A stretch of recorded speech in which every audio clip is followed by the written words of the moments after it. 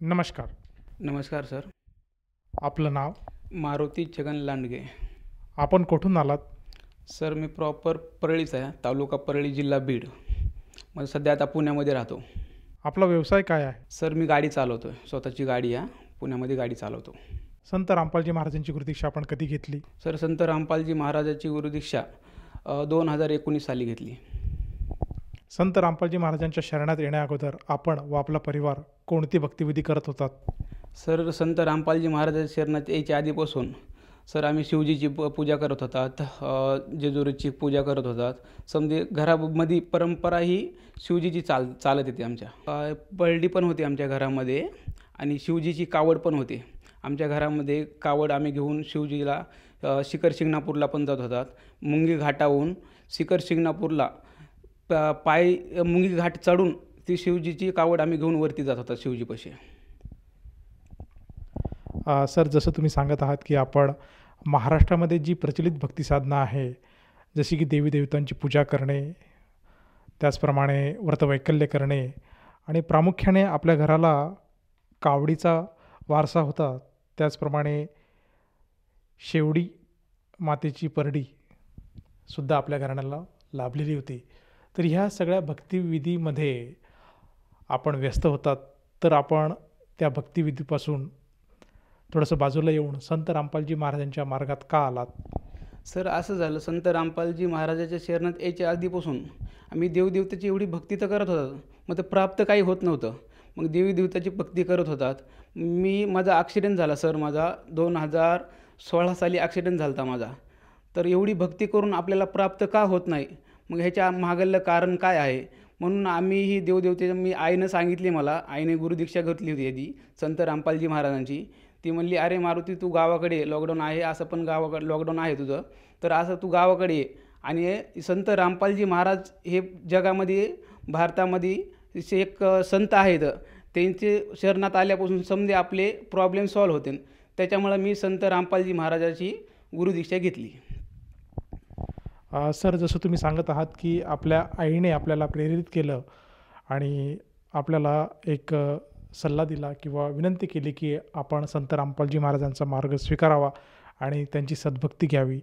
तर मला प्रामुख्याने असं विचारायचं आहे, केवळ आईच्या सांगण्यावरूनच आपण संत रामपालजी महाराजांच्या साधनेत आलात किंवा त्यासाठी आपण काही अभ्यास वगैरे काही केला होता का?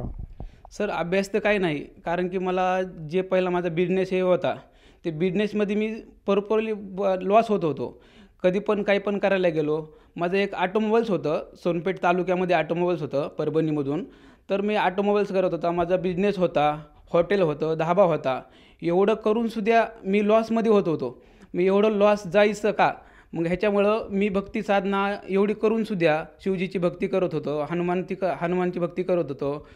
तर कावड होती घरामध्ये. आम्ही एवढं देवदेवताची पूजा करूनसुद्धा आमच्या मागं ही अशी पीडा का लागली? म्हणून मी संत रामपालजी महाराजाच्या शरणात गेलो. सर, जसं तुम्ही सांगत आहात की आपल्याला जी पूर्वीची काही जी आपण भक्तिसाधना करत होतात, त्यातनं कुठल्याही प्रकारचा बेनिफिट किंवा लाभ आपल्याला मिळत नव्हता आणि म्हणून आपण संत रामपालजी महाराजांच्या शरणात आलात. तर त्यानंतर आपल्याला आपल्या जीवनामध्ये जे काही संकट होते ते दूर झालेत का? सर संत रामपालजी महाराजाच्या शरणात आल्यापासून माझ्या महागल्ली जे संकट जे होते समजे दूर झाले. मेन गोष्ट म्हणजे सर माझा आहे ना, माझ्या पोटामध्ये आजार होता आणि ते डॉक्टर म्हणत होता, तुझा हा आजार अपेंडिक्सचा आजार आहे आणि तुला हा ऑपरेशनच करावं लागेल. तर सर मी ऑपरेशन नाही करता आधी संत रामपालजी महाराजाच्या शरणात आल्यापासून मला एक कोणता गोळी पण घ्यावा लागली नाही आणि काही नाही करावं लागलं. संत रामपालजी महाराजाच्या शरणात आल्यापासून माझा तो पण आजार ठीक झाला. या व्यतिरिक्त आणखीन काही आपल्याला अनुभूती किंवा काही लाभ आपल्याला प्राप्त झाला का? सर लाभ म्हणजे असं होतं, मला एवढं लॉस झाल्यापासून मला टेन्शन यायचं. टेन्शन आल्यामुळे मी नशाच्या आहारी गेलो. नशेच्या आहारी गेल्यामुळं माझं ती नशा पण नव्हती सुटत. कारण की एवढं टेन्शन येतं, पाठीमागं देणं होतं, एवढं कर्ज वगैरे कमी 7-8 लाख रुपये माझ्या मागं कर्ज होतं. हे कर्ज फेडायचं कसं, करायचं कसं, मी ह्याच्यामध्ये टेन्शनमध्ये राहून मी नशेच्या आहारी गेलो. नशेच्या आहारी गेल्याच्यानंतर मी संत रामपालजी महाराजाच्या शरणीत आलो. तर संत रामपालजी महाराजाच्या शरणात आल्यापासून ना मला हे नशापासून दूर झालो मी. आता नशापाशी जात पण नाही आणि कोणी नशा करत असलं, कोणी सिगरेट पण ओढत असलं, त्याच्यापासून दूर होऊन मी थांबतो. कर्ज जे आहे ना सर, माझं कर्ज जे 7 लाख रुपये कर्ज होतं, ते संत रामपालजी महाराजाच्या शरणात आल्यापासून ते माझं कर्ज पण जे आहे ना, ते कसं जे दूर झालं ते मला पण नाही कळालं आणि काही मला पण नाही समजलं. हे तेवढंच कर्ज माझ्या मागाला दूर झालं. जे डोंगर जे होता माझ्या मागं कर्जांचा, ते समजा संपला. सर, जसं तुम्ही सांगत आहात की संत रामपालजी महाराजांच्या सद्भक्तीमुळे नशाचा जो रोग लागला होता, जे व्यसन आपल्याला चढलेलं होतं, त्यातनं आपली मुक्तता झाली आणि आपल्यावर जो कर्जाचा डोंगर चढला होता, तो सुद्धा संत रामपालजी महाराजांच्या सद्भक्तीमुळे आपोआपच दूर झाला. तर हे शारीरिक आणि आर्थिक लाभ आपल्याला झालेत. तर या व्यतिरिक्तसुद्धा आपल्याला किंवा आपल्या परिवाराला संत रामपालजी महाराजांच्या सद्भक्तीमुळे आणखीन काही चमत्कार किंवा काही अनुभूती मिळाली का? सर, आम्ही शेतकरी इथं, तर शेत असल्यामुळे आमच्या घरात तर चुलत भावानं आम्हाला पाणी दिलं नव्हतं. पाणी नाही दिल्यामुळे तर आमच्या पहिलं आमचे एक कट्टे होत होते गावाचे, एक 10-15 कट्टे व्हायचे. तर त्यानं पाणी नाही दिल्यामुळे बी गुरुजीच्या कृपेने आम्हाला कमीत कमी 40 कट्टे गव्हाचे झाले. हे पण एवढा मोठा चमत्कार झाला सर की काय सांगू मी. त्याच्यापेक्षा लाभ मी अजून काय सांगू. असे लाभ जर छोटे मोठे भरपूर लाभ झालेले आहेत, मी सांगू शकत नाही. संत रामपालजी महाराज शरणात आल्यापासून माझी समधी रोगराई जी शरीरामध्ये रोगराई होती ती पण संपूर्ण संपली. सर, जसं तुम्ही सांगत आहात की केवळ संत रामपालजी महाराजांच्या साधनेत आल्यानंतर आपल्याला आपल्या शरीराला जे व्याधी होत्या, जो व्यसनाचा रोग होता तो दूर झाला, त्याचप्रमाणे आपण कर्जमुक्त झालात.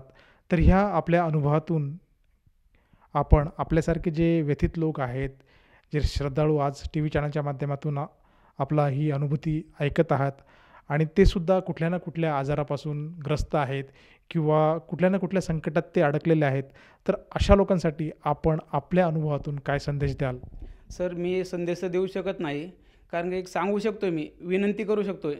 संत रामपालजी महाराजाच्या सत्संग ऐका तुम्ही. संत रामपालजी महाराजाचा संत रामपालजी महाराज सत्संगमध्ये काय सांगतात ते ऐका तुम्ही. एवढे रोगराई समजायची दूर होतात, मग तुमचे काऊन नाही होणार. त्याच्यामुळे संत रामपालजी महाराजाचा सत्संग ऐका तुम्ही. सर, जर आज साधकाने तुमच्या हाकेला साद घातली आणि त्यांनीसुद्धा ठरवलं की आपणसुद्धा संत रामपालजी महाराजांची नामदीक्षा घ्यायला हवी, तर तो साधक संत रामपालजी महाराजांच्या शरणात कसा येऊ शकेल? सर, संत रामपालजी महाराजाच्या विवेक चॅनलवरती सत्संग लागतो. त्याच्यावरती खाली पट्टी येते आणि त्याच्यावरती नंबर आलतो. त्या नंबरवरती कॉल करून तुम्ही कॉल करू शकतात. सर, जसं तुम्ही सांगत आहात की आज टी व्ही चॅनलच्या माध्यमातून संत रामपालजी महाराजांची सत्संग विविध प्रकारच्या टी व्ही चॅनल्सवर प्रसारित होतात आणि सत्संग प्रसारित होत असताना खाली काही नंबर फ्लॅश होतात. त्या नंबरवर जर साधकाने संपर्क साधला तर त्याला जवळच्या नामदान केंद्राची माहिती मिळू शकेल आणि तो साधक तेथे जाऊन संत रामपालजी महाराजांची नामदीक्षा घेऊ शकेल. मला हे विचारायचं आहे प्रामुख्याने की ह्या नामदीक्षेसाठी जेव्हा आपण पण सुद्धा संत रामपालजी महाराजांची नामदीक्षा घेतली होती किंवा जर एखाद्या साधकाला ती नामदीक्षा घ्यायची असेल तर त्याला तेथे जाऊन किती पैसे मोजावे लागतात? सर, ह्याच्यासाठी रुपये मोजावा लागत नाही. संत रामपालजी महाराजाची नामदीक्षा फ्री कॉस्ट मिळते. फक्त त्याला त्यांच्याकडूनच समजा भेटते. एक फोटो भेटतं गुरुजींचा, समध्या गोष्टी भेटतात. एक फ्रीमध्ये त्यांच्याकडून समजा भेटते. रुपया खर्च करायची गरज पडत नाही. धन्यवाद सतसाहेब. संपूर्ण विश्वामध्ये 500 पेक्षा जास्त नामदीक्षा केंद्र आहेत, जिथे निशुल्क नामदीक्षा दिली जाते. निशुल्क नामदीक्षा प्राप्त करण्यासाठी आणि अधिक माहितीसाठी संपर्क करा 7030303951 7030303952. अद्वितीय आध्यात्मिक ज्ञान वाचण्यासाठी, पाहण्यासाठी आणि ऐकण्यासाठी संत रामपालजी महाराज ॲप अवश्य डाउनलोड करा किंवा आमची वेबसाईट www.jagatgururampalji.org वर विजिट करा.